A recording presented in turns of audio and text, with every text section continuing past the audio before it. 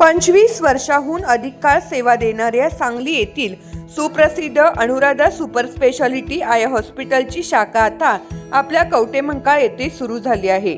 डोळ्यांच्या सर्व तक्रारीवर निदान व उपचार येथे केले जातात. प्रशस्त वेटिंग एरिया, अद्ययावत यंत्रसामग्रीने परिपूर्ण ओपीडी, स्वतंत्र काउन्सिलिंग विभाग, सुसज्ज ऑपरेशन थिएटर, मेडिकल व ऑप्टिकल शॉपची सुविधा, तरी डोळ्यांच्या कोणत्याही आजारावर योग्य मार्गदर्शन व खात्रीशीर उपचाराकरता एक वेळ अवश्य भेट द्या. आमचा पत्ता Anuradha super speciality eye hospital, Mhasoba gate, Agrani mega mall, पहिला मजला, NT पाटील नगर, कवटेमंकाळ. संपर्क 023 41 222 900, मोबाईल 92 72 10 40 41. MIDCच्या मुद्द्यावर जनतेला अजून किती दिवस फसविणार? अजितराव घोरपडेंचा सवाल. MIDC अजूनपर्यंत का झाली नाही? मग येडे कोण? सरकारांचा सवाल. आरेवाडी येथे MIDCच्या मुद्द्यावरून माजी मंत्री अजितराव घोरपडे सरकार यांनी रोहित पाटलांवर टीकास्त्र सोडले.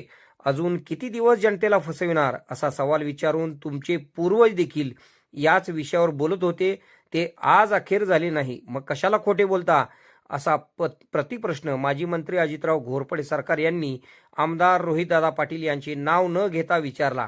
आरेवाडी तालुका कवटे महांकाळ येथील बिरोबा बनात राष्ट्रवादी काँग्रेस पार्टीचे कुची जिल्हा परिषदेचे उमेदवार इंद्रजित काशिलिंग कोळेकर, तसेच कुची पंचायत समिती मतदारसंघातील उमेदवार सुलभादेवी शामराव पाटील व नागज पंचायत समिती गटाचे उमेदवार माजी उपसभापती अनिल शिंदे यांच्या प्रचारार्थ भव्य सभेचे आयोजन करण्यात आले होते.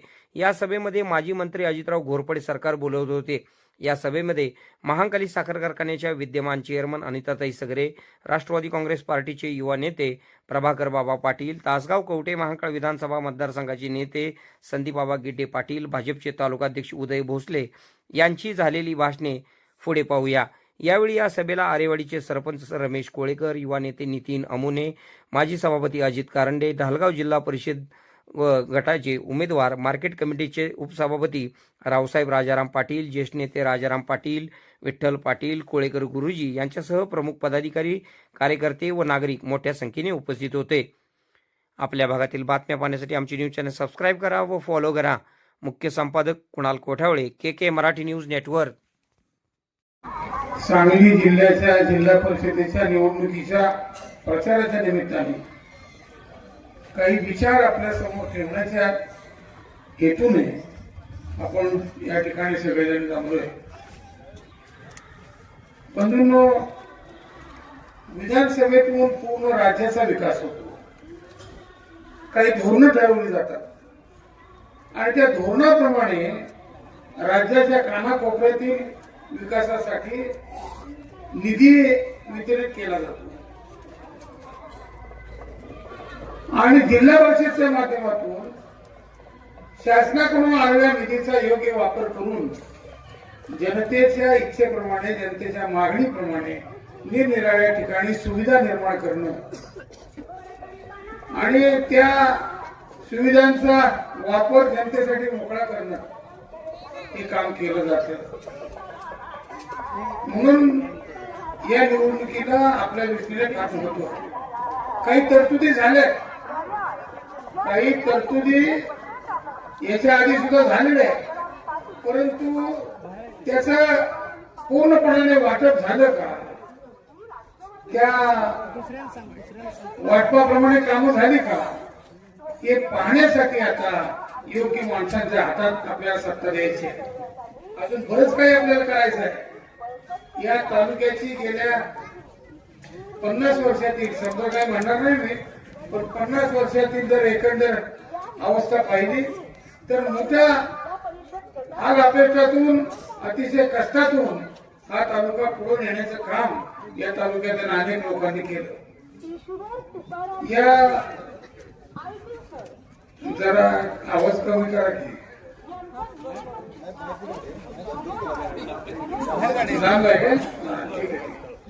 तर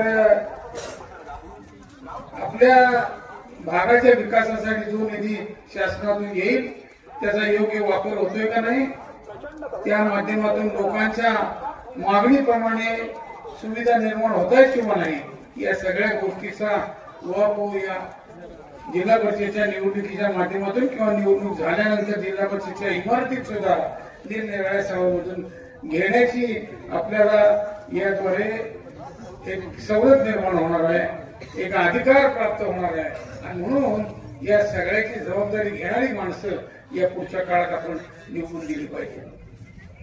आता 7 तारखेला मतदान होणार आहे. आम्ही जमेल तेवढे कसोटी लावून उमेदवार तुमच्या पुढे आणलेले आहेत आणि विनंती करतोय, दुर्दैवाने माझ्या तर फार मोठ्या अपेक्षा होत्या, परंतु परमेश्वराला का मान्य झालं नाही ही काय मला कळलं नाही. गेली 4 दिवस झाले मी विचार करतोय की हे कसं घडलं, काय काय बोलणं झालं होतं. बंधूंनो, तुमचं नशीब फार मोठ्या प्रमाणावर उघडणार होतं, परंतु निसर्गाने घाला घातला आणि एक अतिशय कर्तबगार नेता या महाराष्ट्रातील आपल्यातून निघून गेला.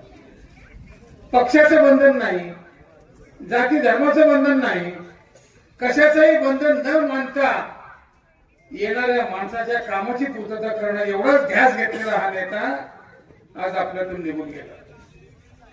अनेक लोकांचं नुकसान झालं या अजितदादांच्या जाण्यामुळं. काही ग्रामीण भागातल्या बायका रडताना तुम्ही त्या टीव्हीवर पाहिलं असेल. काल बारामतीला गेलो होतो, काही माणसं भेटली आणि मला तसं आश्चर्य वाटायचं, त्यांनाही आश्चर्य वाटलं. गेल्या अलीकडच्या 5-10 वर्षाच्या काळात जरा भेट कमी व्हायची, 2-4 महिन्यातून भेट व्हायची आणि एवढा आवाका या माणसाने जमवला याची कोणालाच कल्पना नव्हती. प्रत्यक्ष जनसमुदाय आलेले लोक कोण कोण आहेत त्या सगळ्यांचं निरीक्षण केल्यानंतर मला तर कळलं की अजितदादाला केव्हा वेळ मिळाला एवढं सगळं जमा करायला. ते त्यांनी निर्माण केलेल्या शाळेचं ग्राउंड होतं, पूर्ण ग्राउंड भरलं होतं, ओसंडून वाहत होते ते गर्दी आणि हे सगळं एवढं मोठं जमा केलं होतं. हे एका पिढीतलं काम असू शकत नाही असं मला तरी वाटतं आणि म्हणून त्यांच्या या जाण्याने फार मोठं आपलं नुकसान झालं.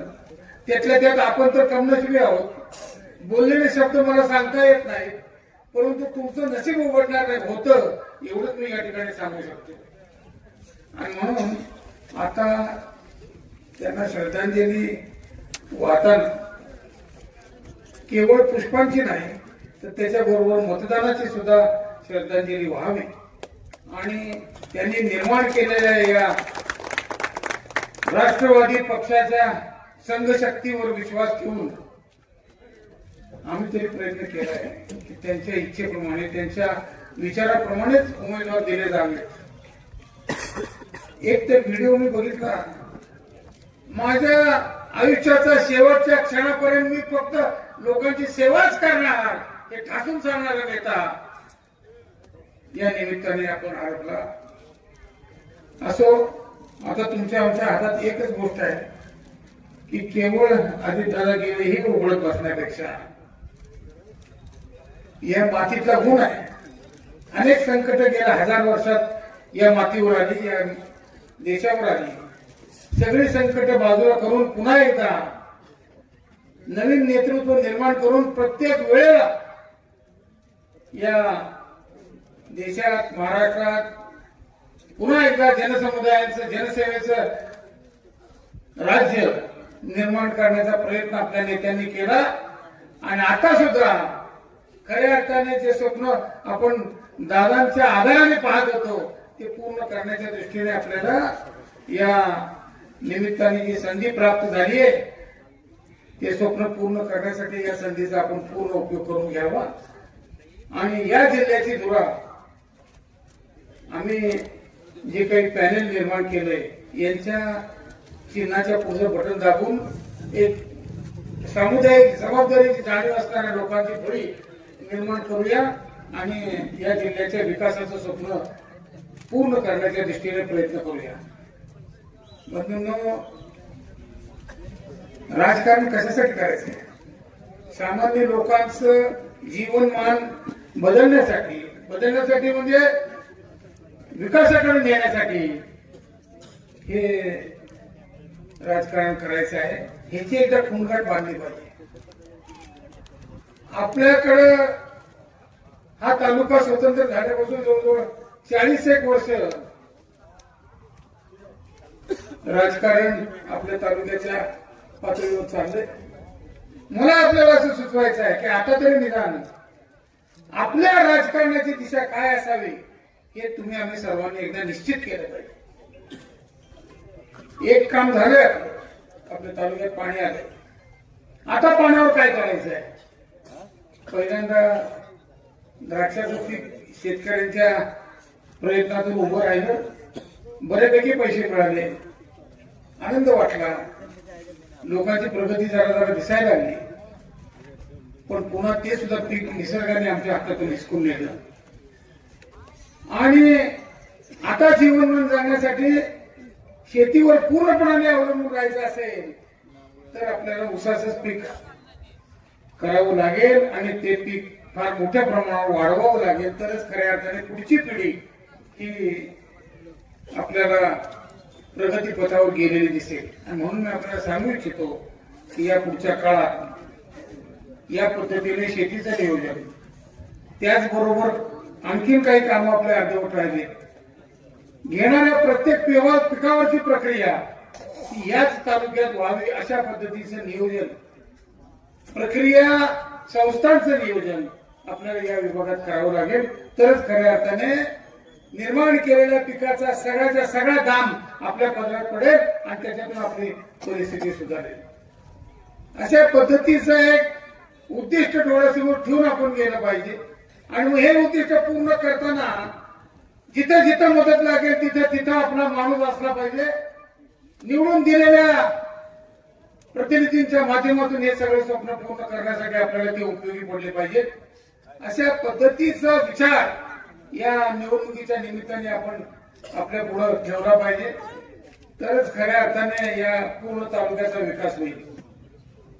बसपाची वाडीचे डेप्युटी सरपंच अतिशय चांगला विचार मांडतात ओलेकर.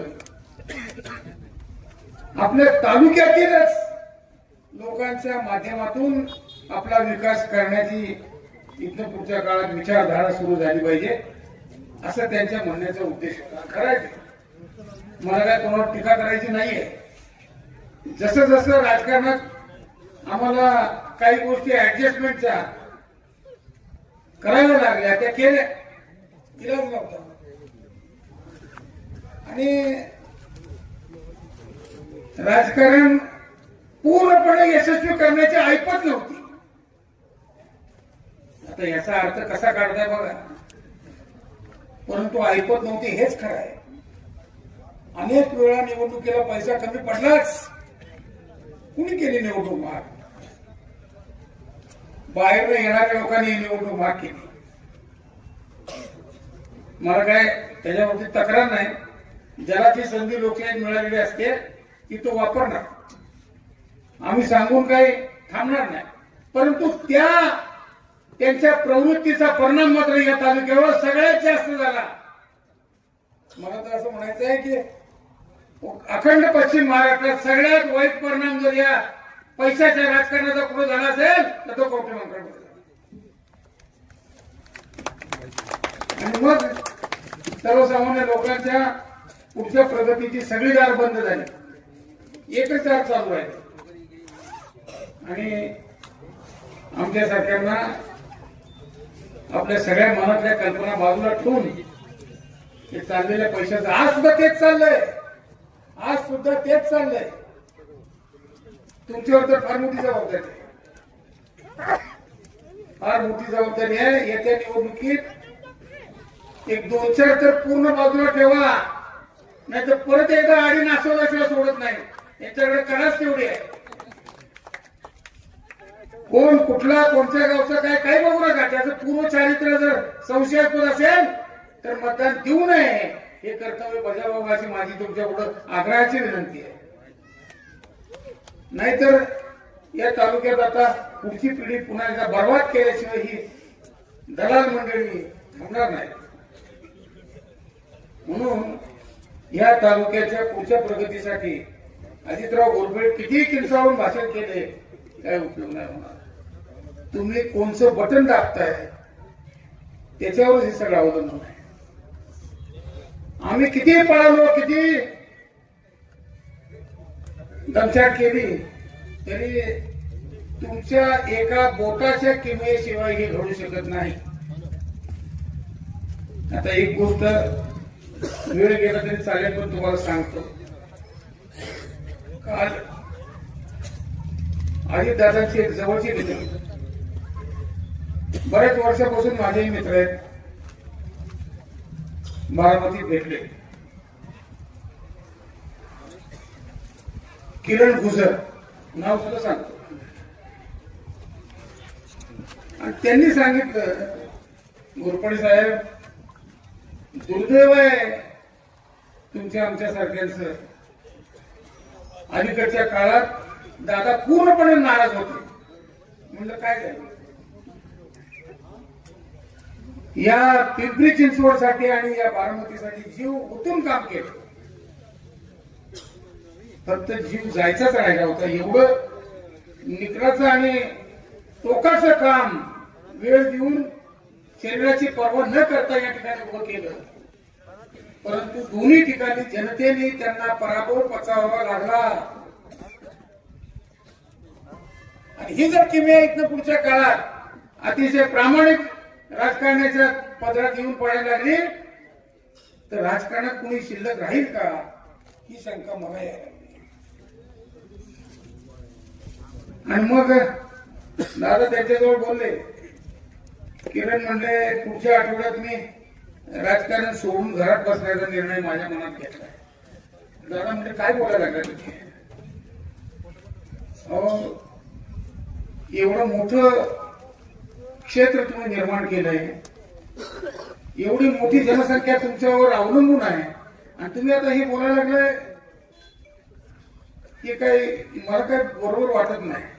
नाही म्हणले आता मला मतदारांची गद्दारी सहन होत नाही हे बोलले. तीच गद्दारी आता तुम्ही या निवडणुकीत दाखवू नका असं माझं म्हणणं आहे. दुसरं काही कारण नाही. तुमच्या विचाराला तडा देण्याचं काम ही नोट करते. नोट बघते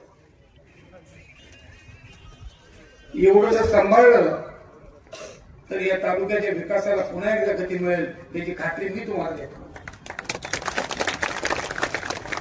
आणि खऱ्या अर्थाने मिळणाऱ्या संधीचा उपयोग हा केवळ आपल्या सवंगड्यांच्या आपल्या दोस्तांच्या विकासासाठीच करावा असं शपथ प्रत्येक राजकारणी माणसाने घ्यावी.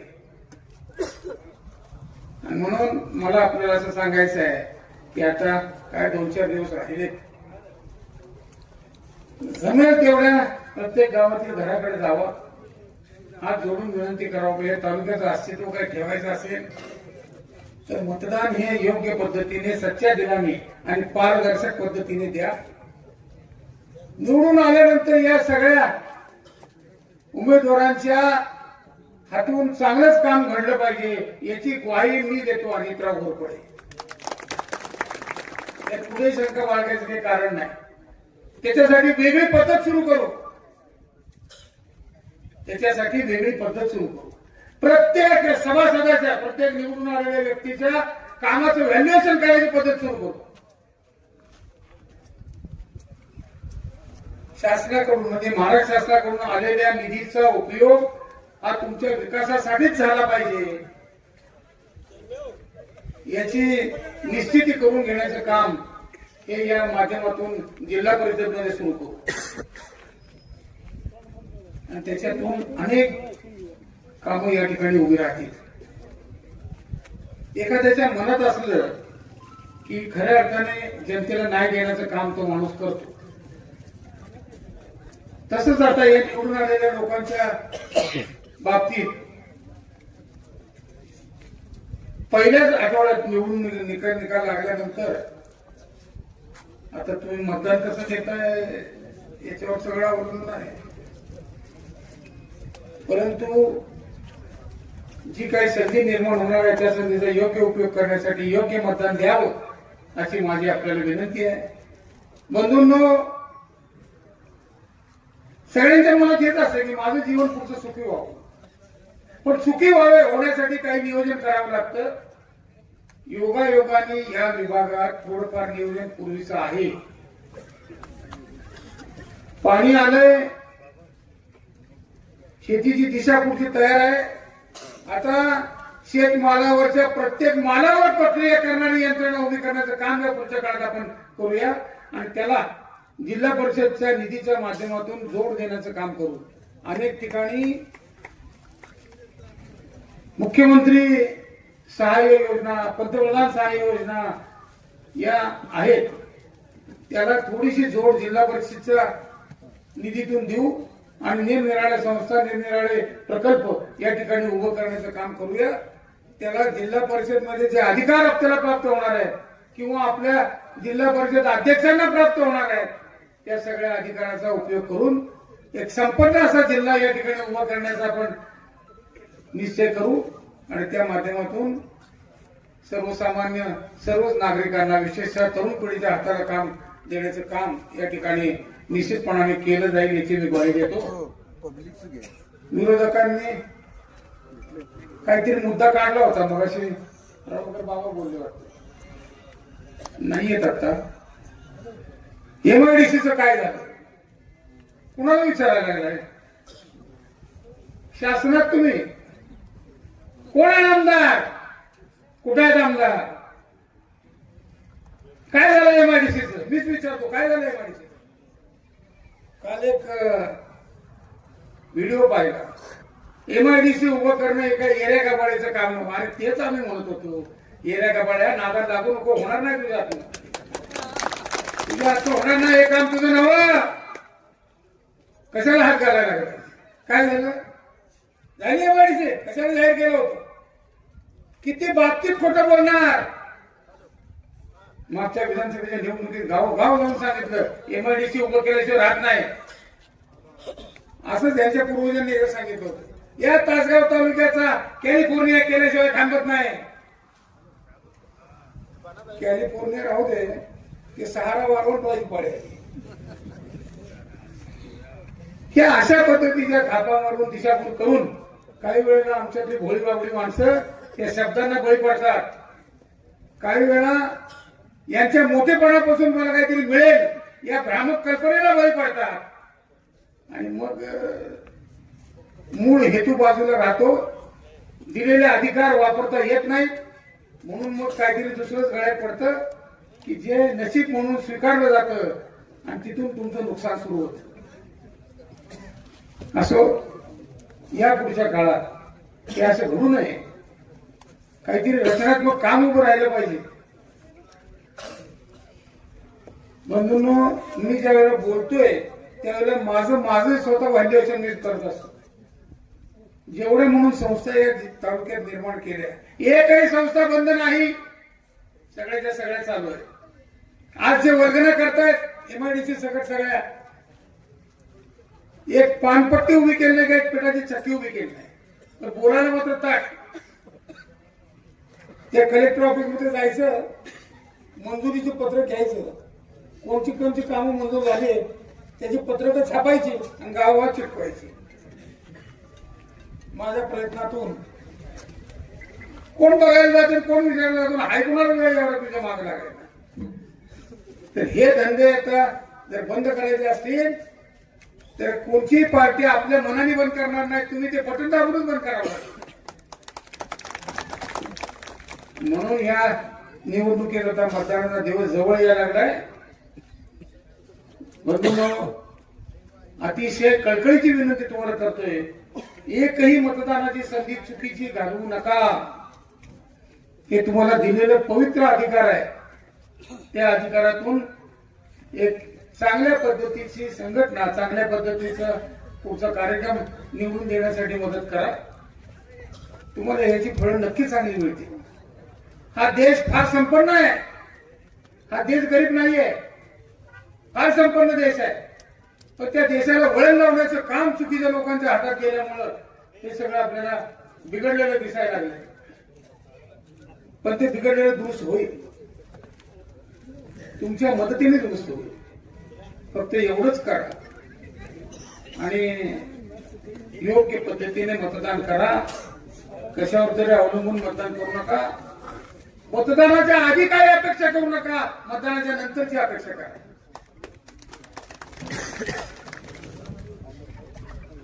आणि पुढच्या पिढीला काहीतरी निर्माण करून देण्याचा प्रयत्न आपण या तालुक्यात करूया. फार अवघड नाहीये म्हणतो मी, काय अवघड शब्दही वापरले नाही कारण कामही अवघड नाही, पण तुमची साथ महत्वाची आहे. तुमच्या मतदानातून काही लोकांच्या हातात जर लोकशाहीचे अधिकार आले तर निश्चित हे काम अतिशय चांगल्या पद्धतीने होईल याची मी तुम्हाला ग्वाही देतो. मतदान आता जवळ आले. योग्य पद्धतीने स्वतःच्या वाहनातून किंवा उमेदवारांनी आपल्या उमेदवारांनी दिलेल्या वाहनातून जाऊनच मतदान करा आणि कशाची अपेक्षा न करता मतदान करा ही वारंवार मला तुम्हाला सूचना द्यावीशी वाटते. आज चांगल्या संख्येने या ठिकाणी उपस्थित राहिला. मी असं समजतो की माझ्या समोर बसलेले सगळे विचारवंत निरनिराळ्या गावातील आहेत. आता जे बोललो त्यातले काही ठराविक मुद्दे तरी निदान गावापर्यंत पोहोचतील आणि त्या माध्यमातून एक विचारधारा मतदानाच्या दृष्टीने या ठिकाणी निर्माण होईल आणि निश्चितपणाने या तालुक्याच्या राजकीय वातावरणात फरक पडेल, बदल होईल अशी अपेक्षा व्यक्त करून आपल्या सगळ्यांना या ठिकाणी आपण उपस्थित राहिला त्याबद्दल धन्यवाद देतो आणि या ठिकाणी थांबतो. जय हिंद, जय महाराष्ट्र. पहिल्यांदा बिरोबाच्या चरणी नतमस्तक होते. त्याचबरोबर अजितदादांना भावपूर्ण श्रद्धांजली वाहते. आजच्या या प्रचारासाठी उपस्थित असलेले माजी राज्यमंत्री अजितराव घोरपडे सरकार, बाळराजे, आता ज्यांनी मनोगत व्यक्त केले उदय भोसले, आमचे कारखाने संचालक जीवन तात्या, पोपट शेटे, उपस्थित स्टेजवरील सर्व मान्यवर, उपस्थित बंधू आणि भगिनी. जिल्हा परिषदच्या निवडणुकीच्या निमित्तानं आतापर्यंत जे थांबलेलं विकासाचं काम होतं त्याला गती मिळावी म्हणून आपण म्हणजे जयंतपुरा समिता कदम असतील, सरकार असतील, संजय काका असतील, भाजप असेल, सगळ्यांनी मिळून आम्ही उमेदवार दिलेले आहेत. आपली सर्व उमेदवार सक्षम आहेत, अभ्यासू आहेत आणि जनसेवेसाठी मगाशी उदय भोसले म्हटले इथंच राहणार आहे तर 24 तास ते तुमच्या सेवेसाठी उपलब्ध राहणार आहे. तर तुमचं जे मताच्या रूपाचं जे आशीर्वाद आहे त्यांना चांगल्या पद्धतीने पाठबळ देऊन त्यांना चांगल्या मताधिक्याने तुम्ही सर्वांनी निवडून द्यावं. मला माहित आहे तालुक्याच्या सर्वांगीण विकासासाठी त्याद्वारे राजाराम बापूच्या नेतृत्वाखाली सरकार असतील, नानासाहेब सगरे असतील, पंडितराव जगदाळे असतील, ह्या सर्वांनी एकत्र येऊन अनेक संघर्षाला तोड देत, अनेक संकट आली, अडचणी आली, सगळ्यांच्यावर सरकारने मात केलं, नानासाहेब सगळ्यांनी मात केलं. ह्या तालुक्यात सुजलाम सुफलाम व्हावं ह्यासाठी त्यांनी अहोरात्र झटलेले आहेत. मला पहिल्यांदा सांगावं वाटते बिरोबाच्या चरणी पहिल्यांदा अजून त्यावेळी शासनाचा कुठलाच निधी नव्हता, कारण नानासाहेबांनी पुढाकार घेऊन कारखान्याच्या माध्यमातून पहिल्यांदा 35 लाख रुपये ज्यावेळी एकदम छोट एक दिवळीत असं ह्या पद्धतीचं देवस्थान होतं, पहिल्यांदा नानासाहेबांनी खरोखर पुढाकार घेऊन देवाच्या बांधकामासाठी त्यांनी हातभार लावला. तर माझी प्रामाणिक इच्छा आहे येणाऱ्या काळात आम्ही सर्वजण एकत्र राहून तालुक्याच्या सर्वांगीण विकासासाठी चांगल्या पद्धतीने काम करणार आहे. जे आपले मूलभूत सुविधा आहेत, शिक्षण असू दे, आरोग्य असू दे, आपलं मूलभूत सुविधा ह्या सर्व लोकांच्या पर्यंत पोहोचवण्यासाठी आपण सर्वांनी एकत्रित यायचं आहे. एकत्रित मताच्या रूपाने तुम्ही सगळ्यांनी आता अजितदादांना श्रद्धांजली वाहिल्यावानी ते मत आपण ह्या पॅनेलला द्यावं. चांगल्या पद्धतीने मताचे तुम्ही आता ह्या भक्ताला जे आता आपले कासलिंग तात्या आहेत, कासलिंग तात्याला एक तुमचं आशीर्वाद म्हणून त्यांच्या मुलाला असू दे, इतर आपलं रावसाहेब पाटील आहेत त्यांचे खालचे दोन कमळाचे चिन्ह आहेत. दोन एक आहे तिकडे राजधानीला, एक आहे इथं, एक आहे. तर इतर सगळीकडे तुम्ही घड्याळ्याच्या बटनावर बटन दाबा आणि एक ठिकाणी कमळ चिन्ह आहे त्याच्यावर बटन दाबून चांगल्या मताधिक्याने त्यांना निवडून द्या एवढं सांगते. थांबते. सुनेत्राबाईंच्या नेतृत्वाखालची राष्ट्रवादी काँग्रेस पार्टी आहे. तर सरकार ही विशेषतः या 12 जिल्ह्यामध्ये मुख्य विरोधी पक्ष जर बघितला तर तोच आहे. आपण बारकाईनं पाहिलं पाहिजे. या ठिकाणी तुतारी व्हर्सेस घड्याळ अशी देखील आपल्या तालुक्यामध्ये लढाई सुरू आहे. आणि आज अनेक जणांनी त्या ठिकाणी राष्ट्रवादी काँग्रेसच्या नेतृत्वाच्या निर्णयावरती ट्रोल करणं सुरू होतं. यामध्ये अनेक मंडळी जी होती ती तुतारीवाल्यांची मंडळी होती. काल आपण पाहिलं याच ठिकाणी आरेवाडीमध्ये आपले आमदार महोदय टीका करून गेले MIDC वरती. म्हणजे एकीकडे तुतारीवाल्यांनी घड्याळाच्या नेतृत्वाच्या निर्णयाला ट्रोल करत राहायचं आणि दुसरीकडे घड्याळाच्या उमेदवारांच्या विरोधात टीका करत राहायचं आणि लढाईत मात्र आघाडीवरती राहायचं. अशा प्रकारे एक भूमिका त्या ठिकाणी वेगळ्या पद्धतीची त्या ठिकाणी सुरू असलेली ही सगळ्यांच्या लक्षात आली. आणि त्यामुळं आज त्या ठिकाणी उपमुख्यमंत्री म्हणून सुनेत्रा वहिनींची त्या ठिकाणी निवड झाली, जेणेकरून पुढचे जे काही पक्षाचे निर्देश असतील, महायुतीतले वेगवेगळे, उद्या देशाचं बजेट होत आहे, त्या बजेटच्या वेळेला राज्याच्या त्या ठिकाणी अर्थमंत्रीपद त्या ठिकाणी रिक्त राहणं ही चुकीची एक संकेत आहे, म्हणून ती शपथ घ्यावी लागली. परंतु काही लोक जाणीवपूर्वक त्याला ट्रोल करताना दिसत आहेत. हा आपला जर भाग बघितला गेला तर आमच्या इथल्या विरोधकांचं म्हणणं आहे की वेगवेगळ्या विषयावरती आम्ही बोलणार, नक्की बोलणार, परंतु ज्या वेळेला आम्ही दुष्काळी भागात येतोय त्यावेळेला आम्ही MIDC वरती बोलणार. म्हणजे आरेवाडीकडे आलं की MIDC वरती बोलायचं, नदीच्या काठाला गेलं तर दुष्काळावरती, म्हैसा योजनेच्या विषयावरती बोलायचं, भूल थापा करायच्या, एक जनतेच्या मध्ये एक भ्रम तयार करायचा. मध्यंतरी त्यांनी सांगितलं की माझ्या विरोधात निवडणूक लढवण्यासाठी सगळे विरोधक एकत्र आलेले आहेत. अरे तुमच्या शेजारी बसल्यानंतर तुम्ही कधी त्यांची घरं फोडाल याचा नेम नाही. तुमच्या शेजारी बसल्यानंतर तुम्ही कधी फसवाल याचा नियम नाही. मग अशा पद्धतीनं जर का तालुक्याला एक चांगलं निर्णायक आश्वासक जर नेतृत्व द्यायचं असेल, मिनी मंत्रालयाचा त्या ठिकाणी कारभार जर चोखीनं जायचा असेल, तर त्या ठिकाणी जेवढे उमेदवार असतील ते चांगल्या पद्धतीनं जर आपल्याला त्या ठिकाणी मांडणार असतील आणि खरोखरच जनतेच्या पर्यंत ते पोहोचवणार असतील तर सगळ्यांनी एकत्रित आल्यानंतर काय बिघडलं. आम्ही देखील त्या ठिकाणी काही उमेदवार आमच्याकडे आले, सांगली जिल्हा विकास आघाडीच्या माध्यमातून एक पर्याय उभा करण्याचा प्रयत्न केला, पण सन्माननीय सरकार असतील त्यांनी सांगितलं की अशा पद्धतीनं विरोधकांच्या आपल्या मतामध्ये विभागणी झाली नाही पाहिजे. आपण सगळेजण समविचारी आहात आणि समविचारी म्हणून काम करत असताना जर आपण एकाच एक त्या ठिकाणी लढाई दिली तर आपल्याला चांगल्या पद्धतीनं विजय जो आहे तो सुकर करण्यास मदत होणार आहे. त्यामुळं एक चांगल्या पद्धतीनं निर्णय घेऊन या महायुतीमध्ये आम्ही सहभागी झालो. त्याच्यामध्ये जवळजवळ 12 उमेदवार आहेत ज्यांनी त्या ठिकाणी ऐन वेळेला माघार घेतली आणि सर्व महायुतीच्या म्हणजे राष्ट्रवादी काँग्रेस पार्टी असतील, जनसुराज्य पक्ष असेल, भारतीय जनता पार्टी असेल, यांच्या सर्वांना त्या ठिकाणी पाठिंबा देण्याचं काम केलं. याचं कारण असं आहे, अनेक ठिकाणाहून आम्हाला फोन येत होते, अनेक जणांची इच्छा होती की या ठिकाणी एक तिसरी आघाडी निर्माण झाली पाहिजे आणि मतामध्ये त्या ठिकाणी विभागणी झाली पाहिजे, म्हणजे या लोकांचा कुठेतरी विजयाचा मार्ग सुकर होईल. परंतु त्यांचा गाव जो आहे तो आम्ही ओळखला. इवन मी तुम्हाला सांगतो की ये अंदर की बात है की तुतारी वाले भी हमारे साथ में है. काही लोकांना अजून माहित नसणार आहे, परंतु ज्या पद्धतीनं या ठिकाणी उमेदवार निवडले गेलेले आहेत आणि निवडणुकीच्या रिंगणात उभे आहेत, तर त्यांच्याच पक्षातले देखील अनेक लोकप्रतिनिधी या सगळ्या विषयामध्ये आपल्याला सहकार्य करत आहेत. या ठिकाणी जिल्हा परिषदेला इंद्रजित आबा आहेत, त्यानंतर रावसाहेब पाटील आहेत, या ठिकाणी पंचायत समितीला अनिलदादा शिंदे आहेत, Ishwar Tukaram Patil sir, IT Patil sir आहेत, त्यानंतर कोकळे गणामधनं त्या ठिकाणी मीनाताई ओलेकर आहेत, त्यानंतर कुची पंचायत समिती गणातून त्यानंतर सामजी तात्यांच्या सुलभाकाकी त्या ठिकाणी निवडणूक लढवित आहेत. आपलं कोकळे गणातलं कमळ हे चिन्ह आहे आणि बाकीच्या ठिकाणी राष्ट्रवादी काँग्रेस पक्षाचं घड्याळ हे चिन्ह आहे. बेसिकली आपण हा गोष्टीचं जर अंतर्मुखानं निर्णय घेतले तर आपल्याला एकंदरीत जर पाहायला गेलं तर विकासाच्या दृष्टिकोनातून भारतीय जनता पार्टी असेल, राष्ट्रवादी काँग्रेस पक्ष असेल, सत्तेतले पक्ष आहेत, वेगवेगळ्या प्रकारे निधीच्या बाबतीमध्ये त्या ठिकाणी चांगल्या पद्धतीनं कामं तालुकाभरामध्ये सुरू आहेत, वेगवेगळे विषय घेऊन हाताळत आहेत. आज आरेवाडीतल्याच मंदिराचा जर विकास आराखडा बघायला गेलं तर 125 कोटी रुपयांच्या विकास आराखडा जवळजवळ मंजुरीच्या विषयापर्यंत त्या ठिकाणी आलेला आहे.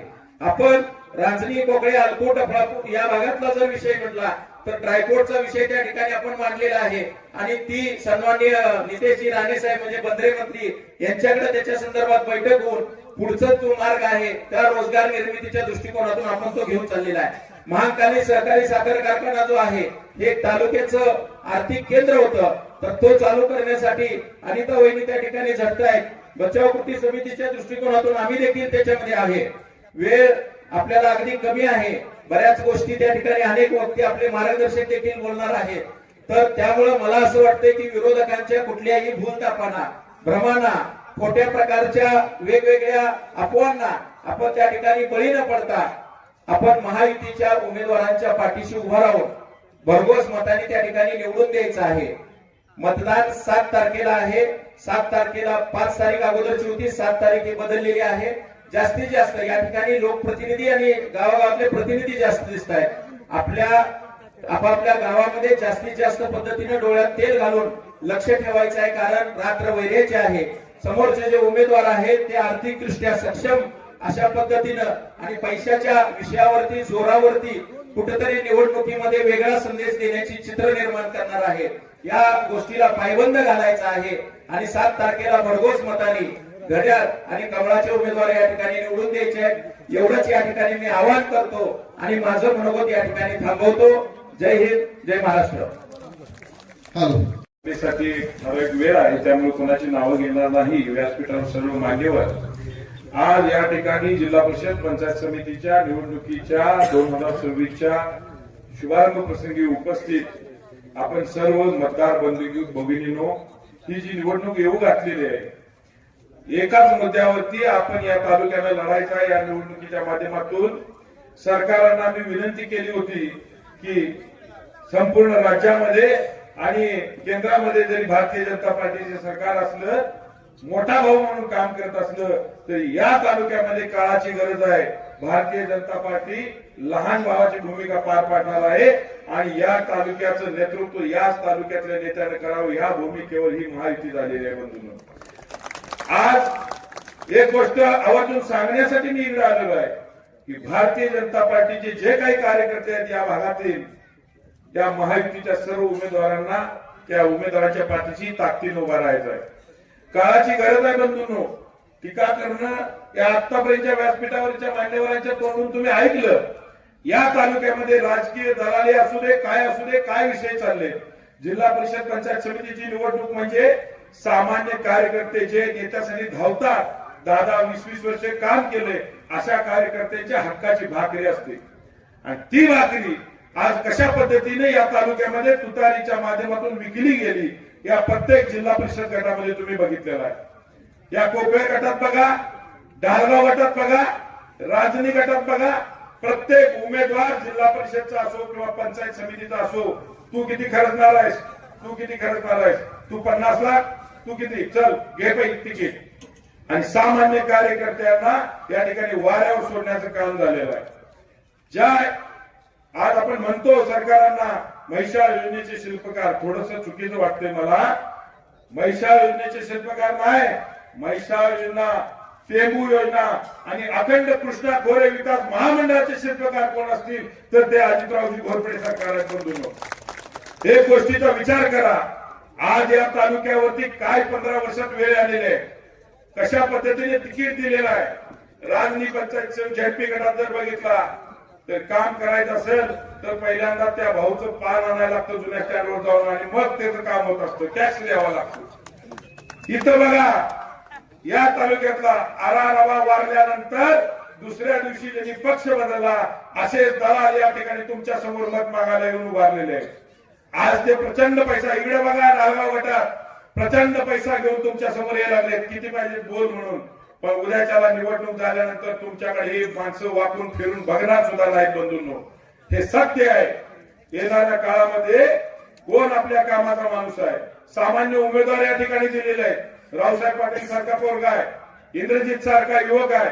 आज इंद्रजित सारख्या युवकाला मत म्हणजे बिरोबाचा या ठिकाणी भक्ताला मत टाकल्यासारखं आहे. बंधूंनो, तुम्ही विचार करा, आज मुरुम टाकायला लागले, कोण काय करायला लागले, पण इलेक्शन झाल्यानंतर ही माणसं तुमच्या दारात येणार नाही. केंद्रात महायुतीचं सरकार आहे, राज्यात महायुतीचं सरकार आहे. प्रचंड असा निधी माझ्यासारख्या सामान्य युवकाच्या माध्यमातून आज 4 कोटी दिले.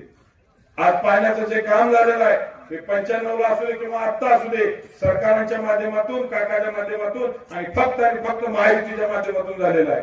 योजना वगैरे सांगायला लागलो तर वेळ कमी आहे. जनतेची सेवा करणारे याच आपल्या आरेवाडीच्या देवस्थानाला 4 कोटी दिले, 3 कोटी दिले, तर किती हे तुतारीवाले आवाज करत होते. या मंदिरासाठी गोपीचंद पडळकर साहेबांच्या माध्यमातून 150 कोटीचा आराखडा झालेला आहे. हे भाजप महायुतीचं काम आहे बंधूंनो. आणि याचा विचार करून येणाऱ्या निवडणुकीमध्ये आपण सामान्य उमेदवार दिले आहेत. आमच्याकडे आले होते उमेदवार, भाजपला तिकीट सुटलंय म्हटल्यानंतर कुठचा उमेदवार पळताला मी 50 लाख खर्चतो, 1 कोटी खर्चतो. असे व्यापारी, कॉन्ट्रॅक्टर उमेदवार आम्ही झिडकारलेले आहेत. सामान्य युवकांना या ठिकाणी उमेदवार दिलेले आहे. या तालुक्यातली दलाली मोडून काढायची असेल तर या सर्व उमेदवारांना निवडून देणं काळाची गरज आहे. परवा आता काय तर रोहित दादा म्हणाले की MIDC येड्या गाभाऱ्याचं काम नाही. मला आनंद झाला, त्यांनी सिद्ध केलं की येड्या गाभाऱ्याचं हे काम नव्हे दादा. जे अशी माणसं आहेत, तुम्ही उमेदवार दिले ज्यांची 100 एकर जमीन आली कुठून, असे उमेदवार दिले करोडो रुपयाचे काम घ्यायचे आणि जनतेला फसवायचं.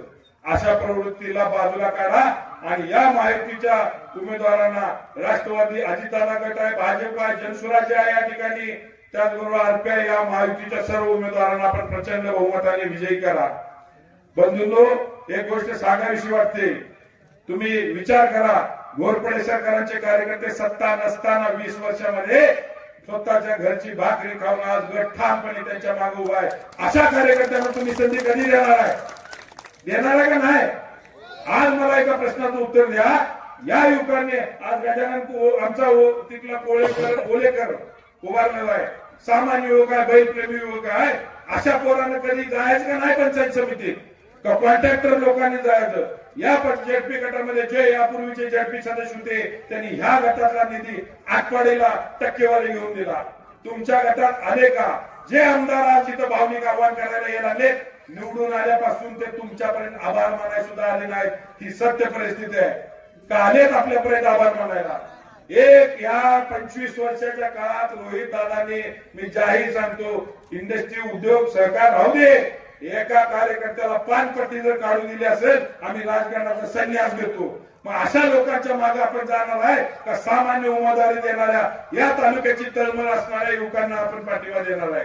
आम्ही एकच ठरवलंय, इथून पुढच्या काळात या तालुक्याचं नेतृत्व याच तालुक्याचा नेता करत, घोरपडे सरकार असू दे आणि त्या सगळे असू दे आणि या त्या ठिकाणी बसलेला कोणी नेता असू दे, या तालुक्याचं नेतृत्व याच तालुक्यातील नेत्याने करावं. ह्या भूमिकेवर कुठेतरी जावा. आज कलेक्टर ऑफिसला मोठ्या मोठ्या अधिकाऱ्यांकडे गेला तुम्ही, PWD खात्यात, ते सांगते आम्हाला सह्या करताना वाईट वाटतंय, कारण 10 कोटी निधी आला तर त्यातला 8 कोटी निधी तासगावकडे जातो, 2 कोटी सह्या करतो. कवटेमंकाच्या जनतेबद्दल आम्हाला कीव येते. ही परिस्थिती आहे बंधूंनो. याचा विचार करा. पैसा वतणार, स्वतःच्या गुलाल वतून येणार आणि परत ती येणार नाहीत. अशा माणसांना निवडून देऊ नका. सामान्य तळागाळातल्या जनतेची नाळ असणाऱ्यांना निवडून द्या. एक उमेदवार आहे त्यांचा सांगलीत राहतोय, एक उमेदवार आहे ईश्वरपूरला राहतोय, एक उमेदवार आहे कोल्हापूरला राहतोय, एक उमेदवार कवट्यात राहतोय, इथं गावाकडे उभा नाही. असे उमेदवार नाहीत आपले, रोज गावात असणारे उमेदवार आहेत. याचा कुठेतरी विचार करा. महायुतीचं सरकार आहे, नाही राज्यात सरकार आहे, केंद्रात सरकार आहे, निधीची कमतरता नाही हे सांगायची गरज नाही. इथून पुढच्या काळामध्ये प्रचंड निधी या ठिकाणी तालुक्याला येणार आहे. आज बघा, अजितदादा गेले, त्यांचे व्हिडिओ यायला लागले, काय त्यांनी भावनिक भाषण केलं. प्रत्येक व्हिडिओच्या माध्यमातून आपण बघताय, जनसेवा करत करत ती व्यक्ती गेली. अजितदादा म्हणत होते शेवटच्या श्वासापर्यंत मी जनसेवा करत राहणार. आज ही गरज आहे. तर खरोखरच जर आपण त्यांची जर श्रद्धांजली व्हायची असेल तर या घड्याळावरती उभारलेल्या सर्व उमेदवारांना मतदान करून आपण त्यांच्या आत्म्यात शांती लागणार आहे, ती श्रद्धांजली असणार आहे. या तालुक्याच्या माध्यमातून काम करणाऱ्या माणसाच्या पाठीमागे राहा. खरं काय खोटं काय हा अभ्यास करून आपण चांगल्या उमेदवारांच्या पाठीशी राहा, ही विनंती या कार्यक्रमाच्या माध्यमातून मी करतो आणि या ठिकाणी थांबतो. जय हिंद, जय महाराष्ट्र. खबर, मूळ व्याधीचे आधुनिक उपचार आता आपल्या कवठेमहांकाळ शहरामध्ये उपलब्ध. सुविधा, आधुनिक लेझर मशीन, दुर्बिणीतून तपासणी, ऍडमिटची गरज नाही. पोट विकार, गुद्ध विकार यावर आयुर्वेदिक उपचार व सल्ला. मूळ व्याधी, शर, भगंदर, पायलोनायडल, सायनस यावर लेसर व आयुर्वेदिक खात्रीशीर उपचार. हार्निया, अपेंडिक्स, कान, नाक, घसा व स्त्रीरोग चिकित्सा, गर्भाशय काढणे इत्यादी सुविधा आता आपल्या कवठेमहांकाळ शहरामध्ये डॉक्टर आलमगीर मुजावर यांच्या आशीर्वाद हॉस्पिटलमध्ये उपलब्ध. आमचा पत्ता दत्त मंदिर, जुना Agalgaon road, Kolekar petrol pump शेजारी, कवठेमहांकाळ.